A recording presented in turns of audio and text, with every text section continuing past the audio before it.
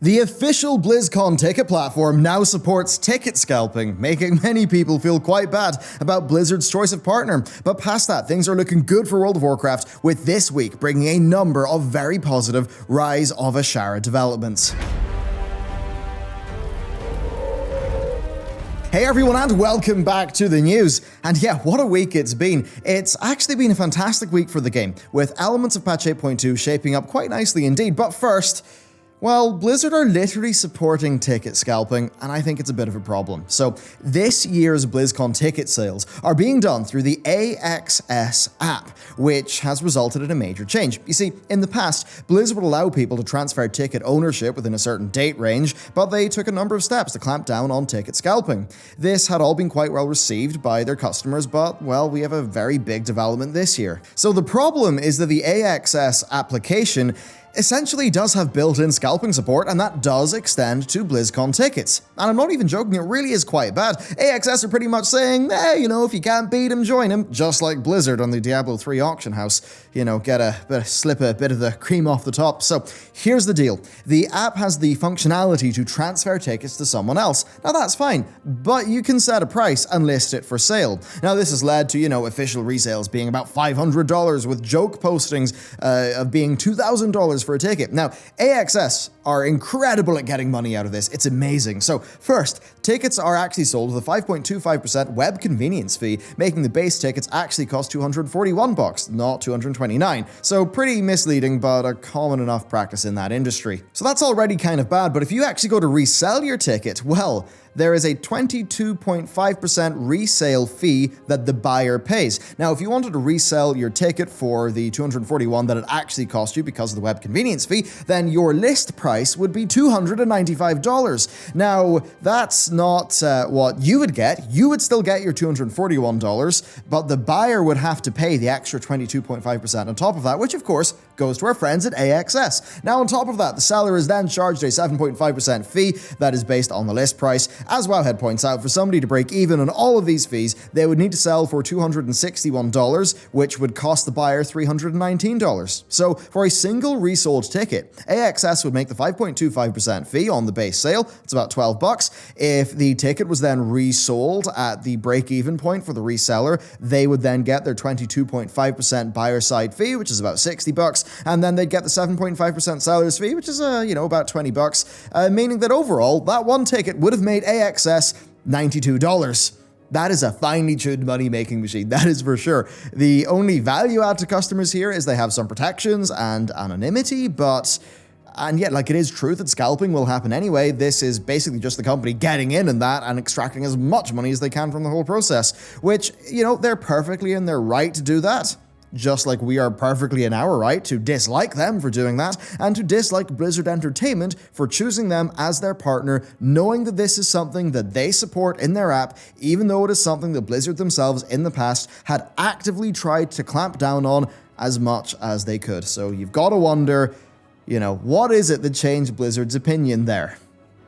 But okay, sort of sad news aside, let's get on to the in-game stuff. This is great. We've seen the follow-up to the Crucible of Storms gear. So while much of the Eternal Palace loot table is still placeholder or is without effects, a number of weapons have appeared in the most recent build that do have interesting effects. Now, we of course saw Blizzard experiment with this type of thing in the Crucible of Storms loot table, and it's something that I think has generally been hailed as a very good idea. Each new tier used to bring us a class set. Now, with that being lost and Azerite being really dull, plus classes being pared back, it's very fair to say that the first chunk of Battle for Azeroth was mechanically boring while still being super reliant on sims. So it was just a terrible place for character customization and player ownership to really be.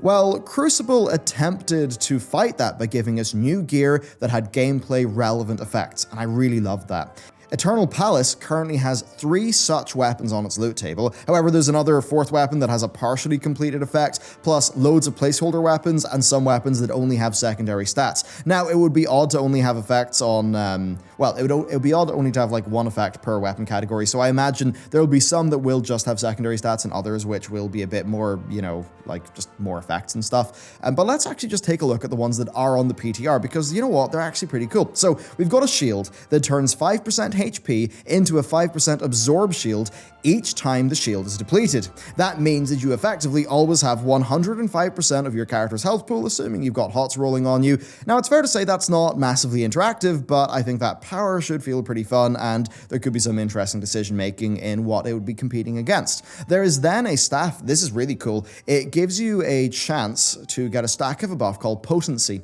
Then, if you fall below 10% HP or mana, you unleash Potency, all your charges, damaging enemies and healing allies for 3,640 per charge.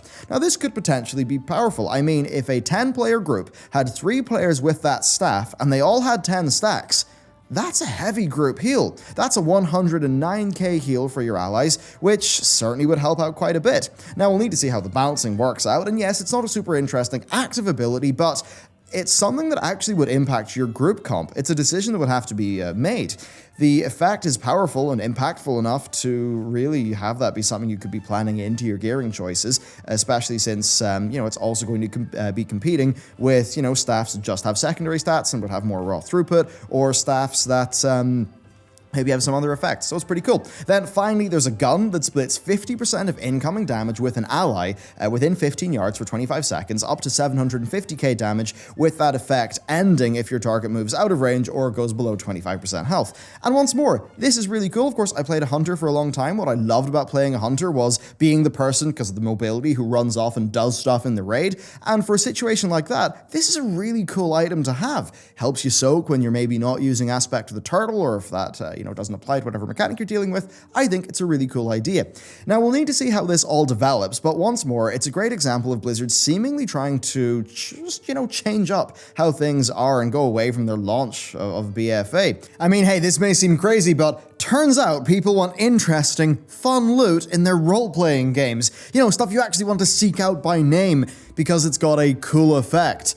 That's something we've not really had in the game for quite some time from regular boss loot tables, bar say really cool trinkets. So that's great, and it also helps that this gear has effects that does admittedly, beef up the gameplay a little bit, even though, yeah, it's a little bit more simple at its base. This is not going to fundamentally fix class design, but it is a good feature, and it's something I would like to see continued more into the future. Combine this with the customizable Mechagon trinket and a few more of the experiments Blizzard have been doing lately, and I think itemization is going to be, at the very least, in a more interesting position in this patch. Next up, we've got something super cool for War Mode. So when it was initially announced, Blizzard said that they were excited about the types of open world PvP content that they could create once the system existed. They really said that just War Mode existing as a system would allow them to start experimenting with reintroducing world PvP into the game. So how's that worked out? Well, I think it's been a mixed bag so far. War Mode has had great moments of fun for me. I've had some really memorable faction incursions, but oftentimes it's been, a bit campy, a bit zergy, not really that great. So it's been a mixed bag, like, flight point camping. Now, 8.2 has a new system that uses War Mode, and I think this is one that's worth getting excited about. So, the Battle for Nazjatar is a world PvP event that will be active across Nazjatar when War Mode is turned on. Now, the battle lasts for 45 minutes, but the overall scheduling, we'll just have to wait and see what that's like, because it doesn't seem like it's final in PTR. Anyway, when the battle begins, a 45-minute timer appears as well as a score bar. The battle ends once the timer runs out or a faction hits 1,000 points, and they're pretty quick on PTR. How does all this happen? Well, by controlling objectives on the map. There are 5 control points across Nazjatar, and they're all sort of spread out around the different sub-biomes of the zone. And yeah, that's all you really need, right? Just give people some objectives, give them some stuff to do, give them some rewards, basic structure, and world PvP, well, just the natural PvP gameplay will carry the rest. And Nazjatar, of course, has loads of rares, buffs, special effects, plus because it's open world, you just have access to a whole bunch of tools and hijinks. Overall, I anticipate this will deliver strong world PvP content, essentially turning the zone into a sort of battleground, but with the inherent benefits of being non-instanced, meaning that you actually feel like it matters. And I think that is so important. If anything, modern World of Warcraft shows us the downsides of too much of the game experience being instanced. Yeah, this will allow for natural zergs of players to form. A lot of that messy, old-school PvP that's really, I think, a large part of the experience of an MMO. I mean, with MMOs, I think that they're often about texture and fantasy over super tightly tuned gameplay, and I think this is absolutely the type of thing I would love to see more of in the future. Now, you know, it would be ideal if there were consequences long-term for winning, just like Wrath's Vault of Archivon. However, Blizzard have kind of wrote themselves into a corner here. Cross-realm zones means that you can't really have long-lasting gameplay, because it's like, oh no, the Alliance lost the battle for Nazjatar. I'll cross-realm over to a server where they didn't. That'll be a hard thing, I guess, for them to design around in the future. Anyway, reward-wise, you get 5 Nazjatar commendations and 100 conquest for winning, or 1 commendation and 25 conquest for losing. In terms of rewards, there is a Heart of Azeroth essence called Reality Shift. Its green version costs 5, the blue version costs 20, and the epic costs 50, but also costs 5 Call to Arms distinctions. There is also a War Banner and a War Standard. They're both toys. They cost 10 and 30 tokens each. There's one for the Alliance, one for the Horde for each. There's a pet for 50, and the Ink Scale Deep Seeker for 150, which is a pretty nice looking mount. You can also get some more of those tokens or commendations by doing the world quest that's there, so you'll probably just accrue those over time. Overall though, I think this is a fantastic move for the game. I think it's absolutely something I want to see them work on more in the future, and if this is standard in a bunch of the game's new zones, I really do think that the world of World of Warcraft will be in a much better spot, at least for the players who are okay with toggling on war mode. Next up, we've got some RMT bans. Yes, a Twitch streamer called TM Sean has been banned for 18 months, while many in his guild have been banned for 6 months, bar another guy in his guild who was banned for 18. RMT, of course, stands for Real Money Trading, and it's exactly what it sounds like, and of course is something that is against the game's TOS. They were selling Mythic Dazar'alor carries for the mount. I believe it was about $1,000. The ban, of course, is totally justified. It's obviously against the terms of service. This type of RMT, though, is very, very common. Prices often hit up to $2,000 for a Jaina mount and a 9 out of 9 clear in some websites, and I think the economics of all this is just very interesting.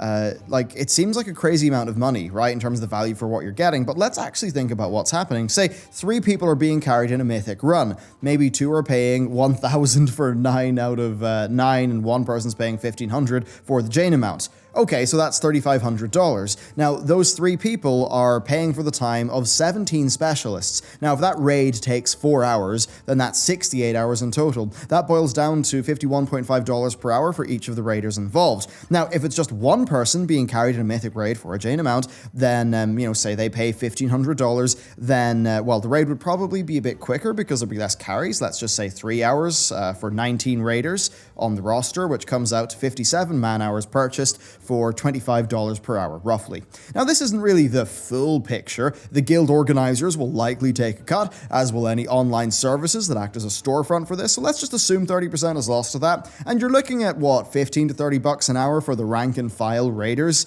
while they're doing that. And then, of course, how many times they can do that per week, that depends on the number of characters that they have access to, and it's an interesting thing. I suppose it's not as lucrative for the rank and file as you may think, because it turns out 19 people, 18 people, that's a lot of people it's a lot of ways to split the pie. Now, of course, I don't condone this at all. I'm just saying this because I think it's really interesting to run the economics and work out just how the secondary market works, what's going on there. At the end of the day, turns out hiring a team of 19 specialists for something that takes 3 hours, that's going to cost a lot of money. That's like 68 hours or, 50 or 60 hours, which is like a week and a half of a really top tier person's time. And that's going to cost a lot of money. I mean, hell, especially because it's almost like if you hire an artist for something, you're not hiring the artist for the amount of time they're drawing for you. You're also paying for, all of their experience historically. And it's kind of like that with these people setting up those characters. Again, not condoning it. It's just super interesting seeing how secondary markets form in games like this. And then next up, we have Hearthstone kind of playing with us a little bit. Their most recent PvE event has a new hero for every class. But for that event, in the hero roster, there is a Sethrak Shaman and a Valpera boss. That's actually the boss from the Freehold. So, technically speaking, it's a playable Valpera and a playable Sethrak. And I mean, sure, it's probably just a bit of fun from the Hearthstone team. They actually play around with kind of AU Warcraft stuff quite a bit.